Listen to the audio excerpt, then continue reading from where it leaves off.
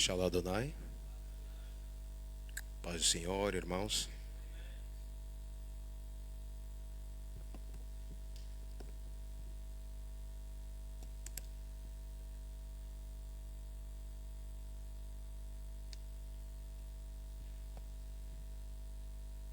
Amém. Graças a Deus. Shalom Adonai mais uma vez. Amém. Eu sou o irmão Raul Martins de Almeida. Para aqueles que ainda não me conhecem, amém. Nós estamos aí no Cenáculo da Salvação a cooperar na obra do Senhor. Estamos a servir como líder no Ministério do Evangelismo. Graças a Deus, está a ser uma boa experiência. Algumas pessoas aqui eu conheço muito bem, algumas me conhecem, mas para aqueles que ainda não me conhecem, eis-me aqui, Raul Martins de Almeida. Amém? Sem mais demora, eu vou pedir aos irmãos que é para localizarem a primeira carta de Paulo aos Coríntios.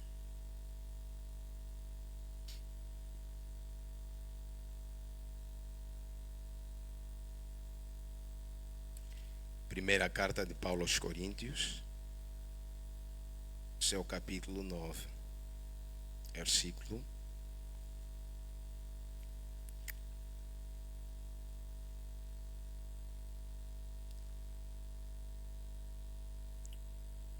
1ª Epístola de Paulo aos Coríntios, capítulo 9, versículo de número 13 até o versículo número 17.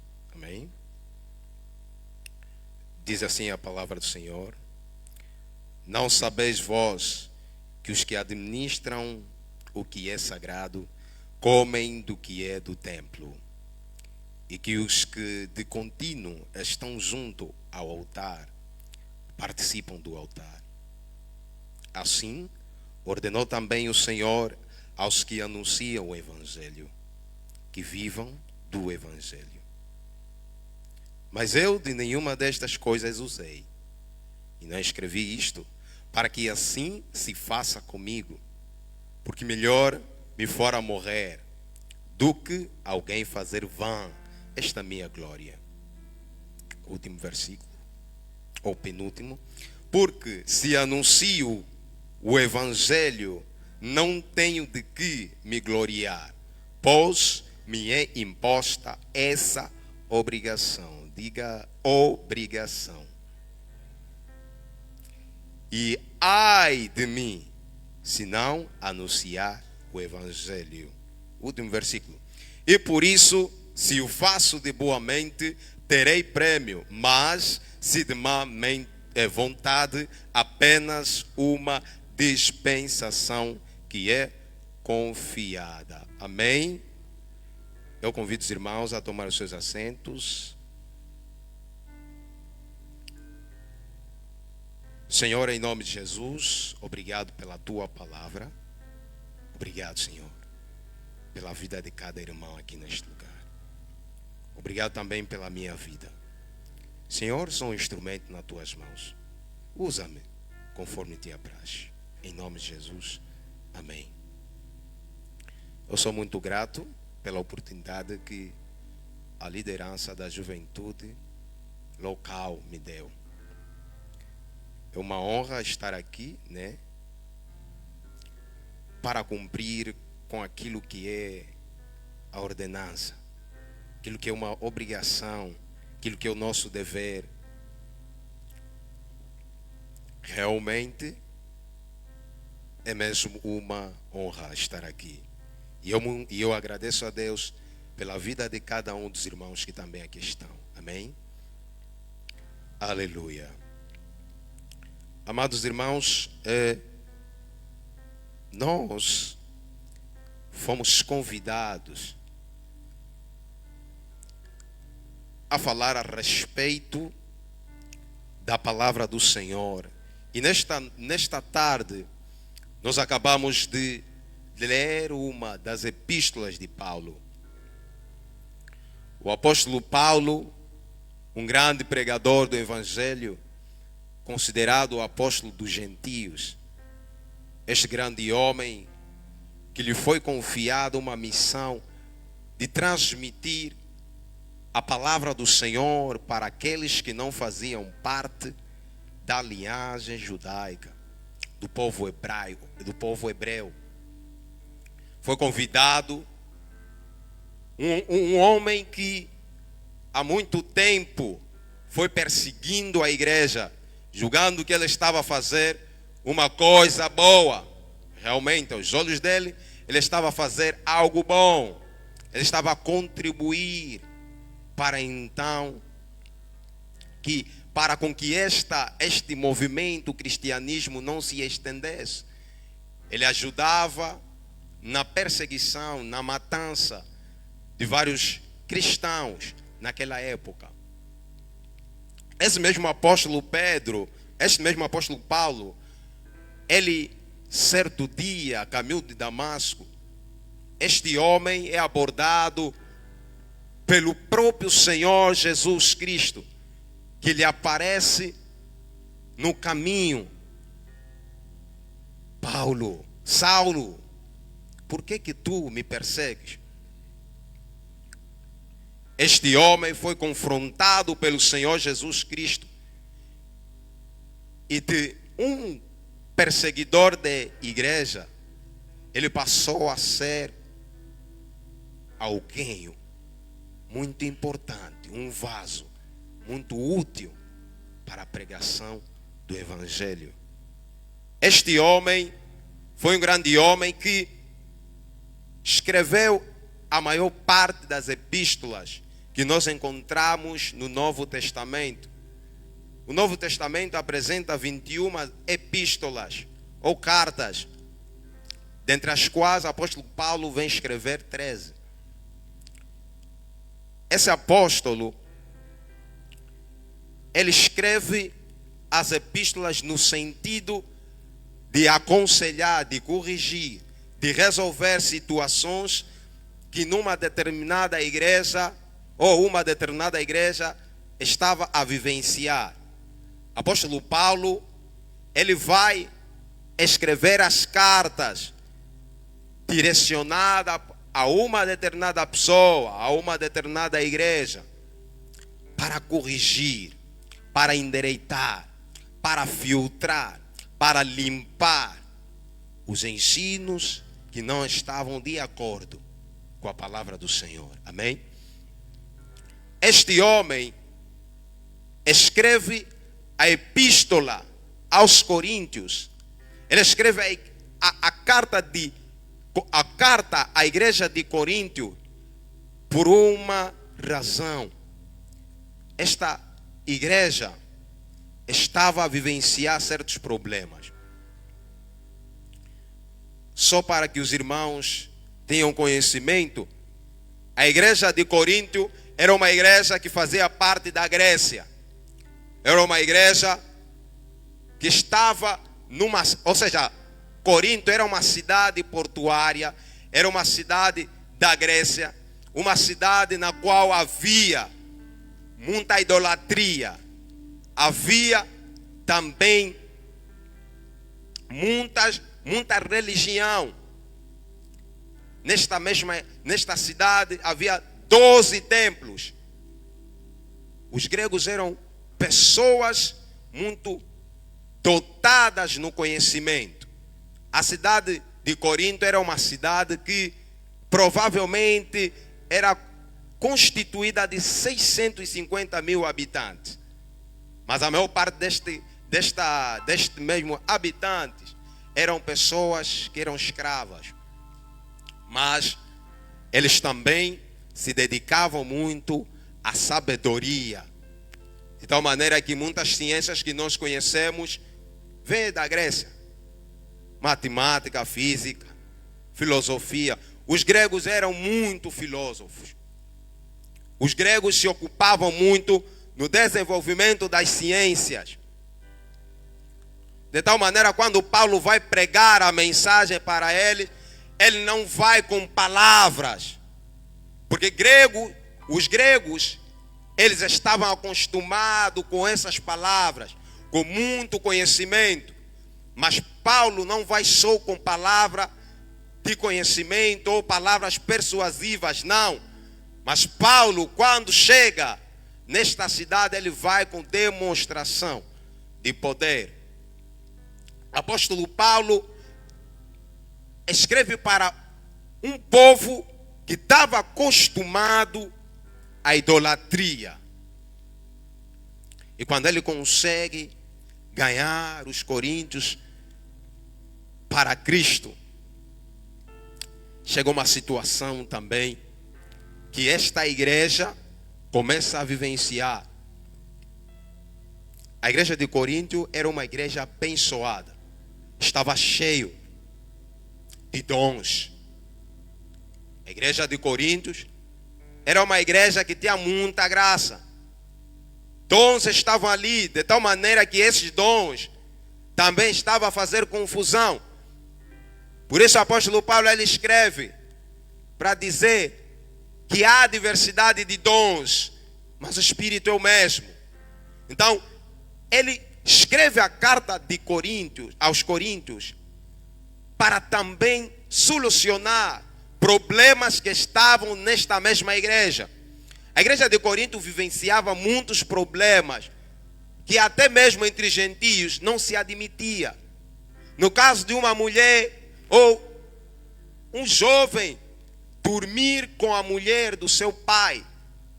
Então o apóstolo Paulo escreve a carta para poder corrigir, para poder aconselhar, tirar mesmo esse tipo de prática no meio desta igreja. Era uma igreja abençoada, mas também era uma igreja que vivenciava certos problemas. A igreja de Coríntio teve dons, teve palavra, mas começou também a voltar nos costumes deles. A igreja voltou. E quando o apóstolo Paulo ficou a saber deste tipo de práticas, então ele começou a escrever novamente para a igreja. Amém? E nós vamos então chegar aqui no capítulo 9, versículo 16, ou seja, versículo 13. Ele fala: não sabeis vós que os que administram o que é sagrado comem do que do templo, que os que de contínuo estão junto ao altar participam do altar?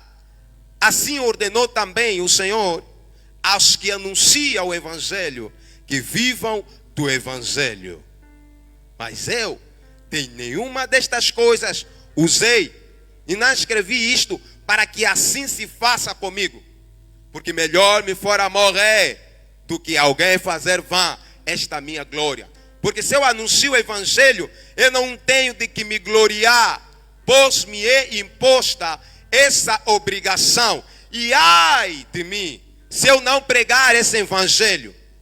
Apóstolo Paulo, ele nega o direito de receber aquela recompensa, porque é lícito que alguém que prega o evangelho viva do evangelho. Mas apóstolo Paulo, no sentido de não colocar nenhuma barreira para que as pessoas se acheguem a Cristo, este homem decide abrir mão daquilo que é o seu direito, daquilo que é dele por direito.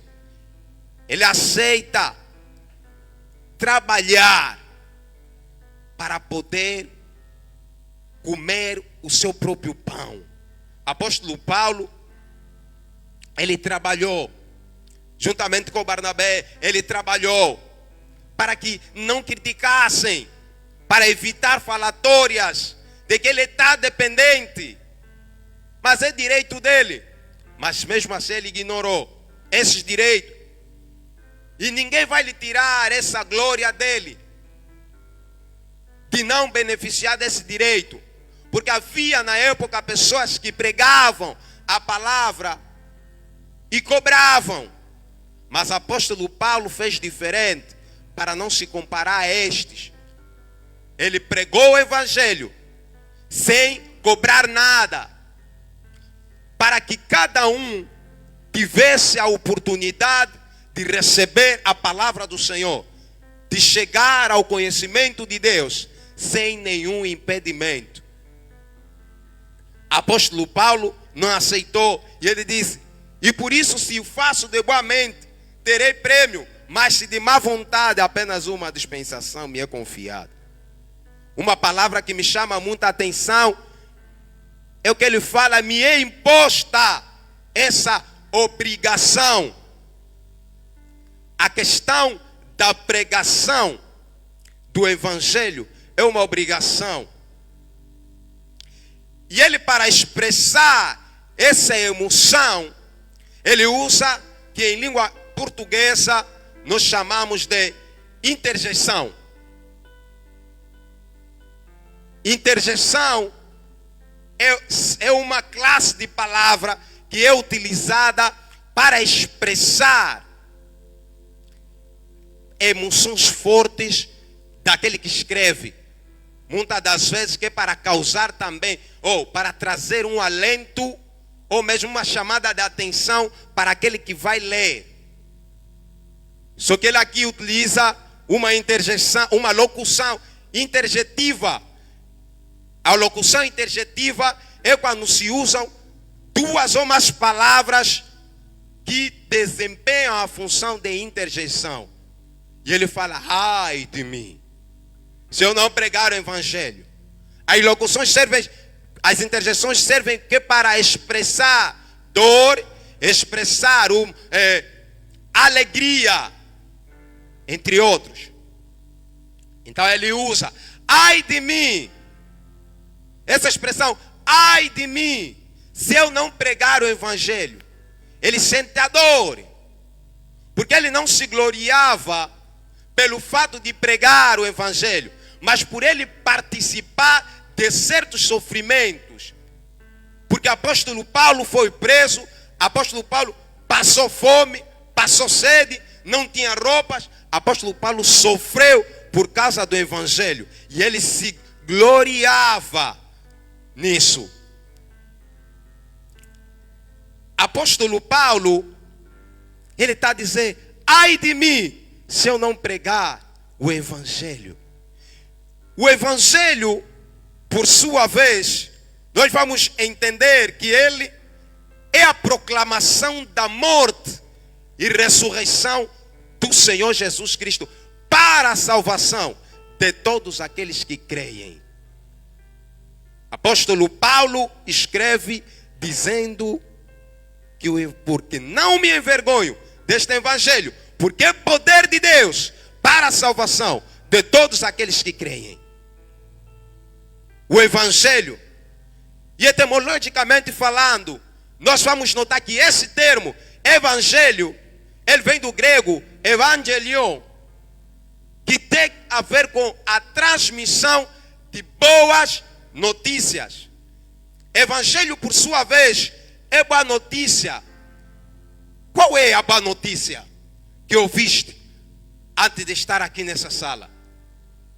Qual é a boa notícia que tu ouviste antes de estar sentado a tocar o piano? Qual é a boa notícia que ouviste enquanto estavas na discoteca? Qual é a boa notícia que ouviste enquanto estavas a levar uma vida de transgressão? Qual é a boa notícia que ouviste quando estavas na diversão com os teus amigos? Cada um de nós ouviu a boa notícia. Independentemente do lugar onde nós estávamos, ouvimos a boa notícia. E a boa notícia tem a ver com a morte de Jesus. A boa notícia tem a ver com a morte de Jesus. Nós, enquanto estávamos no mundo, nós ouvimos que Jesus Cristo morreu por nós. Ouvimos que porque Deus amou o mundo de tal maneira que deu seu Filho unigênito, para que todo aquele que nele crê não pereça, mas tenha a vida eterna. Ouvimos a mensagem. Eu também ouvi, mas muitas vezes eu também ignorei. E os anos foram passando. Ouvi a boa notícia, mas não entendia que era a boa notícia. Mas a boa notícia é que Jesus morreu por mim. Quando a Bíblia veio dizer que Deus amou o mundo de tal maneira, entenda que o mundo está a se referir a cada um de nós, a cada um dos seres humanos que está nessa face da terra. Deus amou o mundo, mesmo sabendo que eu e você poderíamos lhe apedrejar. Deus amou o mundo, mesmo sabendo que eu e você poderíamos lhe cuspir. Deus amou o mundo, mesmo sabendo que eu poderia lhe ignorar. Deus amou o mundo. E a maior prova deste amor é de ter entregado o seu Filho unigênito, para que todo aquele que nele crê não morra. Porque Jesus Cristo, Ele morreu a nossa morte. Jesus Cristo, Ele carregou o castigo que estava sobre Ele, era nosso, mas Ele carregou. Jesus Cristo morreu por mim. A boa notícia. Esta é a boa notícia. Que por causa do alcoólatra, por causa do bêbado, Jesus teve que morrer. Mesmo sabendo que o homem poderia falhar, Jesus decidiu sair dos seus, se humilhar, tendo uma forma de homem, para nos compreender e pagar o preço na cruz do Calvário. Quando Ele disse, está pago na totalidade, está consumado. Jesus morreu por mim. A boa notícia, muitas vezes, quando nós passamos de classe, para aqueles que estão no ensino acadêmico, quando passam de classe, querem sempre transmitir. Epa, passei. Papá, eu passei. Se calhar o pai lhe prometeu alguma coisa, um computador, um automóvel, alguma coisa lhe foi prometido. E ele, com aquela alegria, com essa boa notícia de que ele passou, ele deseja falar, transmitir essa notícia e não guardar só para ele. Quando ouvimos a respeito de uma festa que estarão o fulano, o cicrano, o cantor, os famosos, nós não vamos hesitar em compartilhar essa mensagem. Não vamos hesitar em anunciar essa notícia, porque é boa, ali está bom. Mas a notícia do Evangelho, muitas das vezes, torna-se pesada para nós transmiti-la. Porque outrora nós ouvimos a boa notícia. E se de fato é boa notícia, não convém guardá-la somente para nós. Convém partilhá-la com os outros. Porque é boa notícia. Evangelho é boa notícia. E esta boa notícia não é para você guardar. Esta boa notícia é para partilhar. Porque Deus nos confiou. Quando Jesus fala em Marcos 16:15, ide. Essa expressão ide pressupõe ordenança. É uma ordem que Jesus está a nos dar. Ide. Este ide, o bom deste ide é que ele não representa só uma pessoa específica. A falar, irmã Abednego, ide pregar o evangelho. Irmão Jesus, ide pregar o evangelho. Não. O ide é genérico. O ide é ecumênico. O ide é para todos nós. Independentemente do teu estado, independentemente da tua posição. O ide é para cada um de nós uma ordenança. E o apóstolo Paulo está a dizer, é imposta essa obrigação. Saiba que o ide é uma obrigação, é um dever. Não é direito, é dever. Mas esse dever também é um privilégio. Ide pregar o evangelho. Ide transmitir a boa notícia. Porque tem pessoa que precisa ouvir esta boa notícia. Me dê, por favor. Coloque só o segundo livro de Reis, capítulo 7, versículo 3 a 9. Fala a respeito de 4 leprosos. E a Bíblia está a dizer, e 4 homens leprosos estavam à entrada da porta, os quais disseram uns aos outros, para que estaremos nós até morrermos? Se dissermos, entremos na cidade, há fome na cidade, e morreremos aí. E se ficarmos aqui, também morreremos. Vamos nós, pois, agora, e passemos para o arraial dos sírios. Se nos deixarem viver, viveremos. Se nos matarem, tão somente morreremos.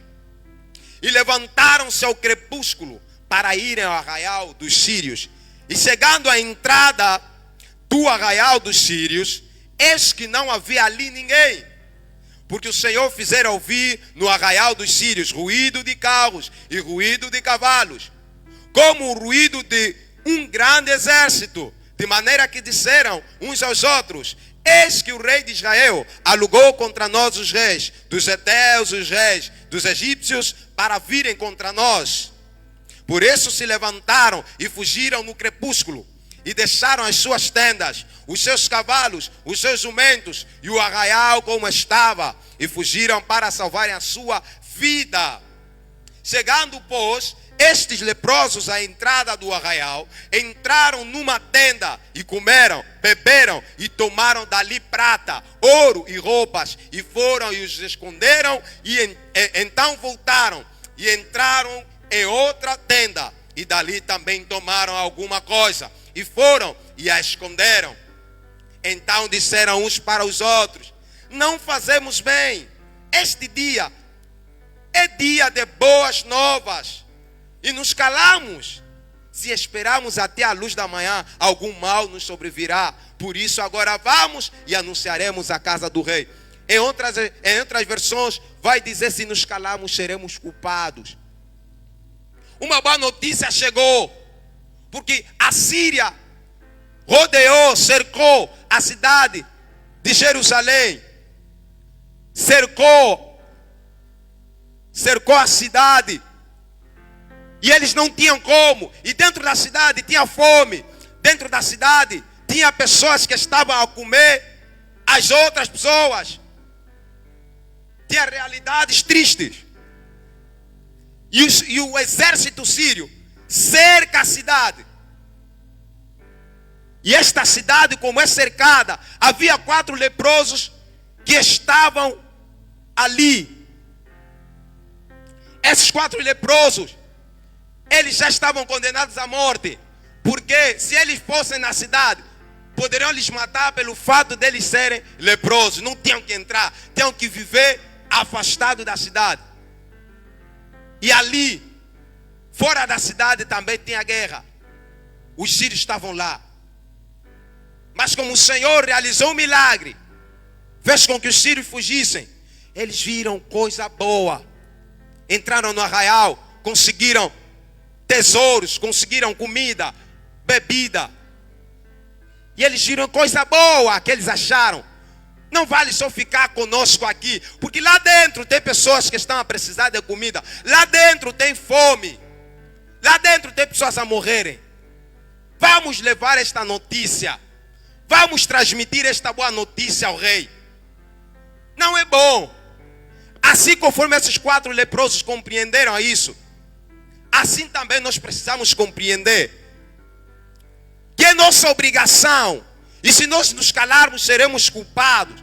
por não anunciar a boa notícia aos outros. Porque se nós não anunciarmos, eles não têm como ouvirem. Se nós não falarmos da boa notícia, eles não têm como crer. Não têm como acreditarem naquele que morreu por eles. Se eles não ouvirem que Jesus morreu por eles, não tem como se achegar de Jesus.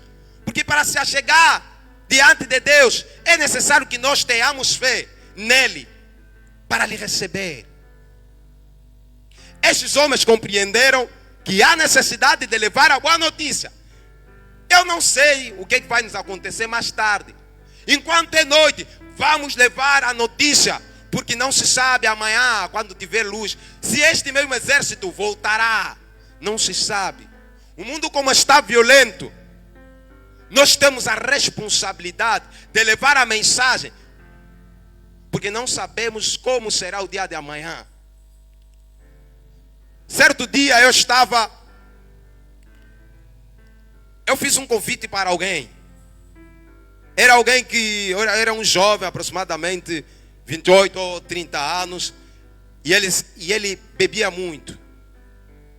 Este mesmo homem, ele fazia convite, mas houve numa quinta-feira, porque lá no Cenáculo da Salvação temos culto às quintas. Eu lhe convidei, eu me deparei com ele e lhe disse: olha, Manuel, mais tarde tem culto às 18. Vamos então juntos. Ele me falou: olha, não, hoje não vai dar. Eu disse: tá bem, vamos então no domingo. Domingo, eu quando me preparo que é para ir para a igreja, não havia mais tempo devido ao serviço que tínhamos na igreja. Não tinha como passar mais na casa dele. Mas no regresso, eu ouvi uma triste notícia. Olha, o Manuel faleceu na madrugada de domingo. Ele faleceu. E eu fiquei assim admirado, porque eu me deparei com ele na quinta-feira. Afinal, eu estava a lhe fazer o último anúncio. Estava a lhe fazer o último convite dele. E ele morreu. Ai de mim se eu não lhe transmitisse a mensagem. Ai de mim se eu não lhe convidasse. Eu não sou culpado, ele foi. Mas muitas pessoas estão morrendo sem ouvirem a palavra, assim como nós, ou eu e você, ouvimos. Muitas pessoas estão a morrer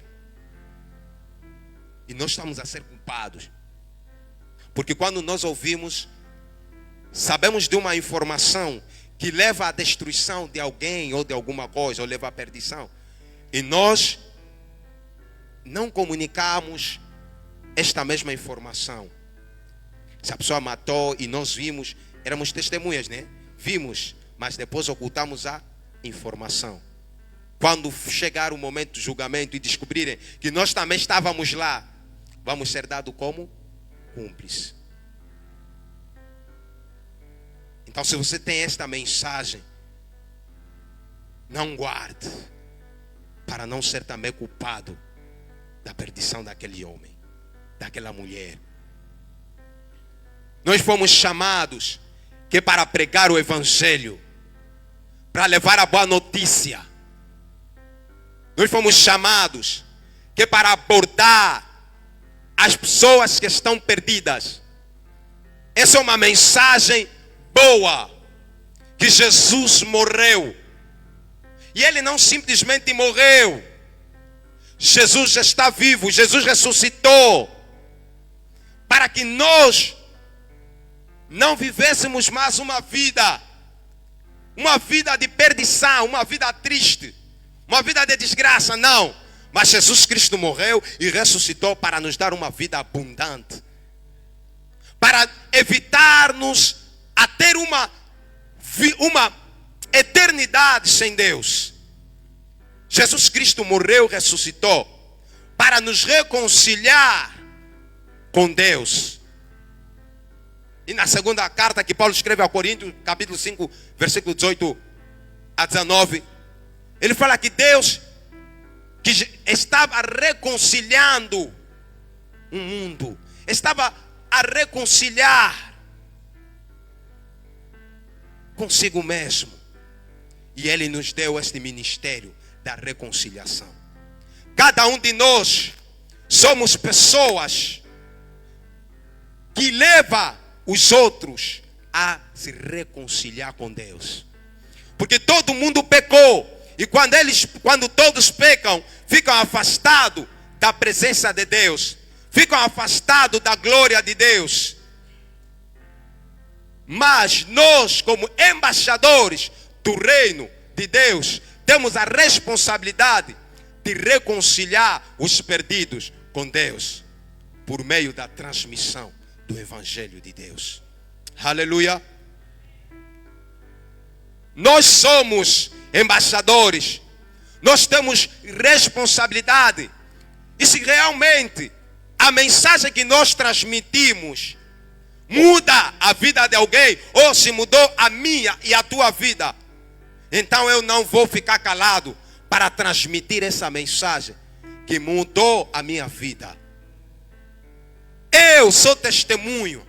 Eu sou testemunha desta mensagem que mudou a minha vida.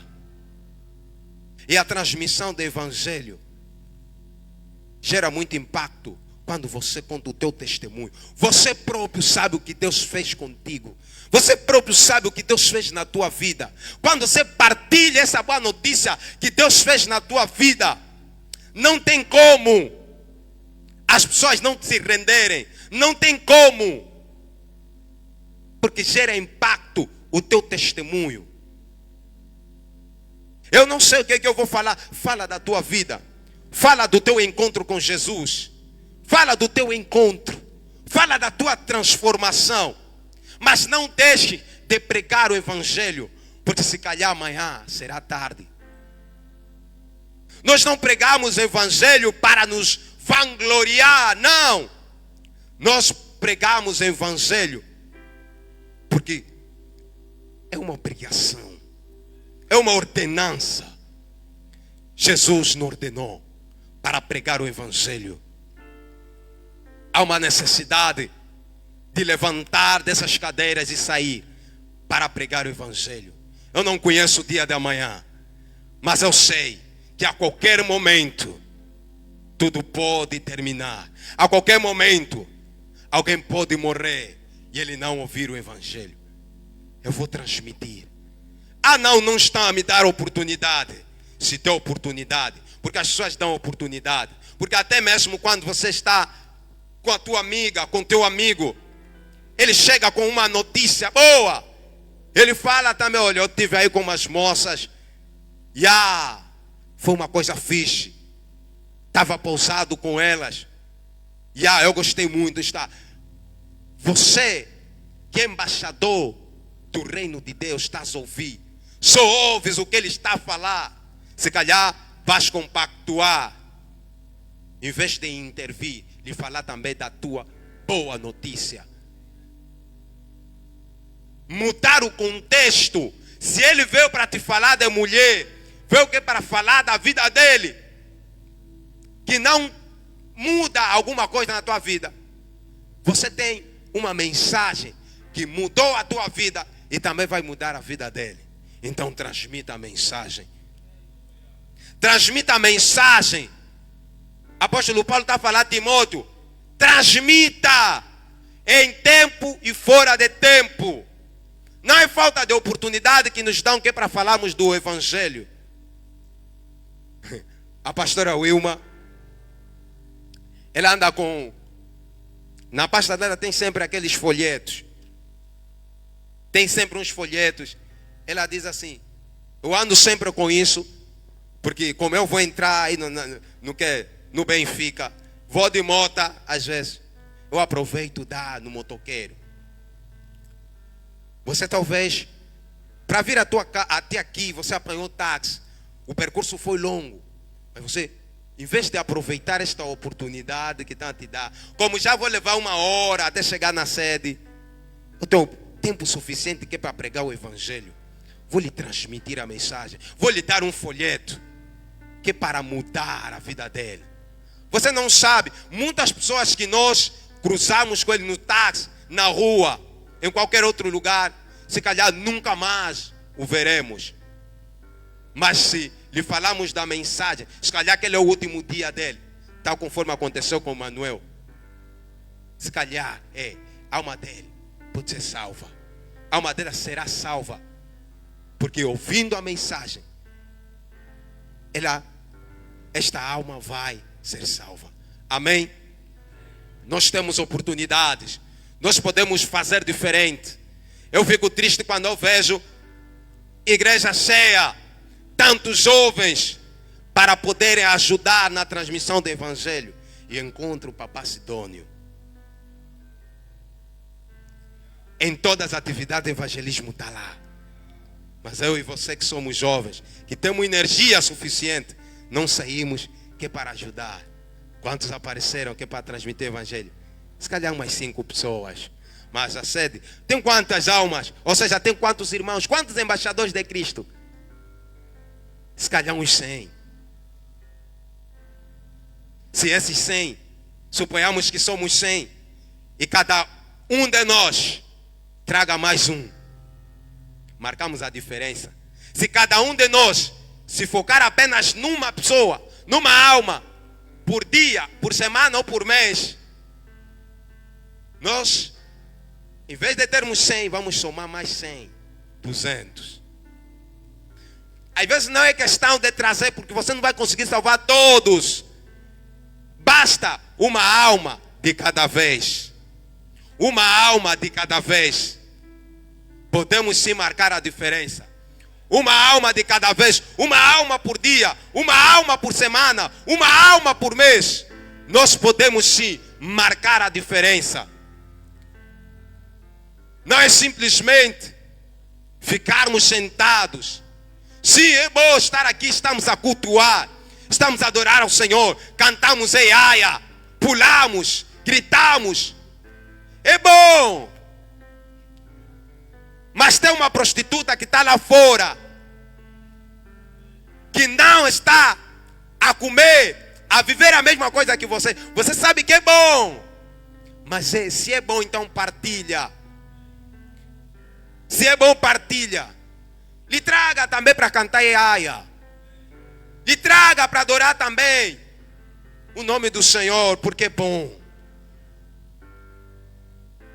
É bom. Se é bom, então eu vou partilhar. Se é bom, eu vou comunicar, eu vou transmitir. Não vou guardar só para mim. Certa vez a palavra do Senhor me confrontou. Quando eu li um texto que o apóstolo Paulo escreveu, ele disse que aqueles que não têm cuidado dos seus, principalmente os da sua própria casa, é pior que descrente, negou a fé. Esse texto me chocou, porque eu sempre me preocupei com pessoas de fora, mas não me preocupei com pessoas de dentro. E se calhar alguém aqui, se calhar o irmão, a irmã, veio para a igreja, deixou lá uma prima em casa. Se calhar o teu pai, a tua mãe não é convertida. Tem sempre alguém. Tem sempre alguém que ainda não foi alcançado pelo evangelho. Tem sempre alguém. É próximo de ti, mas você lhe deixou e saíste. Que ele. Então, você quando faz isso, estás de mostrar que você é egoísta. Porque se você sozinho só queres cantar eiaia, você não queres partilhar o eiaia com a tua mãe, com o teu pai. Eu quando me deparei com esta realidade, também comecei a pregar dentro de casa. Comecei a transmitir. Uma tarefa doméstica que eu fazia e que eu gosto muito é arrumar a casa. E enquanto limpava o chão, arrumava a casa, mesmo que a minha irmã não queira ouvir, mesmo que o meu irmão não queira ouvir, minha mãe, eu estou a limpar o chão, mas estou a pregar a palavra. Porque eu sei que mesmo prestando atenção ou não, A palavra vai entrar de forma consciente ou inconsciente, vai levar informação. Tu a cantar, tu a fazer de quê? De propósito. Porque eu sou jovem com propósito. Fiz mesmo de propósito. E sim, alcancei a minha mãe. Falta. Sério. Sim, falta. Mas vão vir. O que eu não posso deixar de fazer é o meu dever de anunciar o Evangelho. Me é imposta esta obrigação. E ai de mim se eu não pregar o Evangelho. É uma dor. Essa interjeição mostra dor, expressa dor. Ai de mim se eu não pregar o Evangelho. Meu irmão, ai de ti. Pode ser culpado. Pode ser culpada. Se o teu pai morrer, ele não vai para o céu. Você não vai lhe encontrar lá. Não vai, infelizmente. Porque não há salvação em nenhum outro nome, a não ser no nome do Senhor Jesus. Ele mesmo disse: eu sou o caminho, a verdade e a vida. Ninguém tem como ir ao Pai a não ser por mim. Se você já conheceu o caminho, você já conheceu a verdade, você já conheceu a vida, então partilhe este mesmo caminho, esta mesma verdade, esta vida com o teu próximo. Amém? Vamos já nos colocar de pé. Aplaudam o Senhor.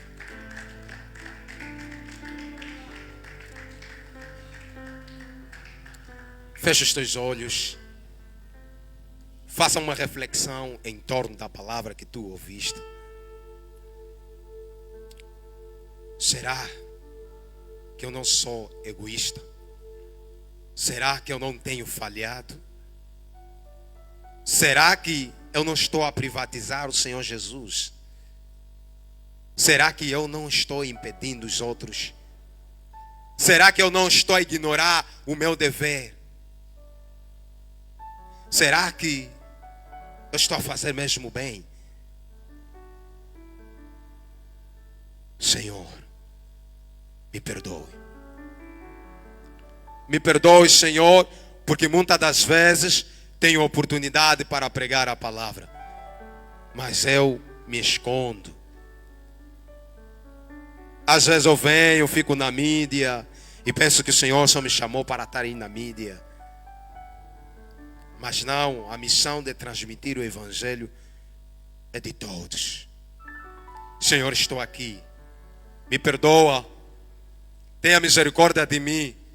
E me ajude, Pai amado, que é para fazer aquilo que é bom, que é transmitir a boa notícia, Senhor. Em nome de Jesus Cristo, Pai.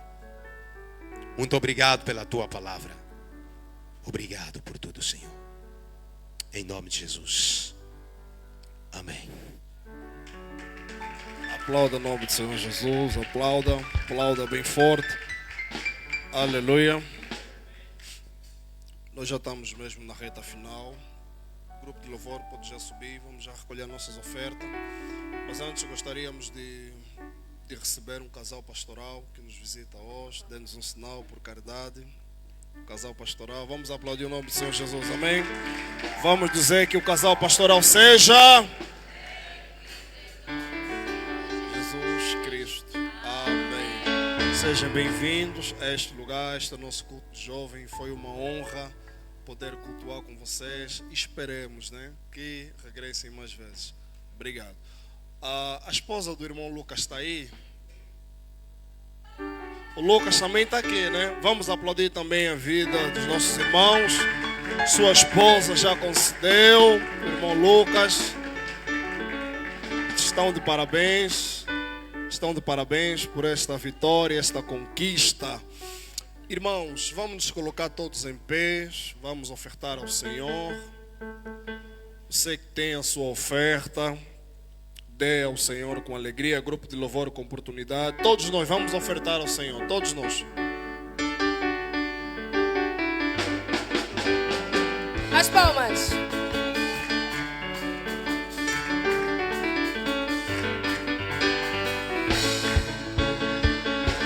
Oh, alegrei-me quando me disseram vamos à casa do Senhor.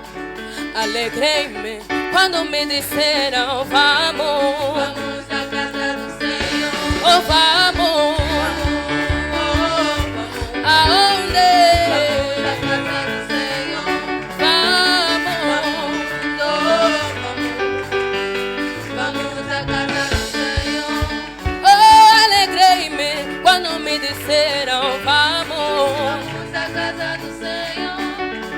alegrei-me quando me disseram vamos, Vamos à casa do Senhor. vamos, aonde? À casa do Senhor. Vamos, Aleluia. Aleluia. Job, vem orar pelas ofertas. Feche os teus olhos. Dizimista, temos dizimista na sala. Você que trouxe seu dízimo, venha, queremos orar por ti. Não temos, então vamos orar pelas ofertas. Feche os teus olhos. Deus, rendemos-te graça porque tu és Senhor, como tu não há outro, além de ti não há ninguém. Muito obrigado, Pai Santo, pela palavra que nós ouvimos. Obrigado, Espírito Santo, pela oportunidade que o Senhor nos deu de cá estar para mais uma vez cultuarmos a Ti, Senhor.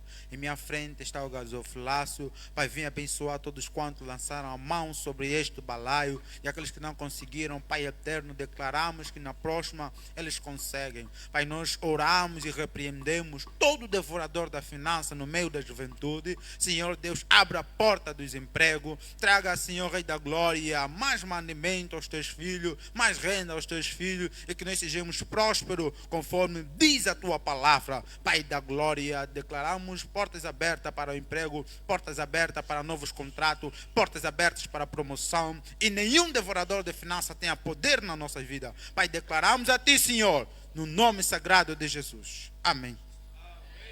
Aplauda o nome do Senhor Jesus. Irmãos, o nosso culto está terminado, mas gostaríamos de relembrar as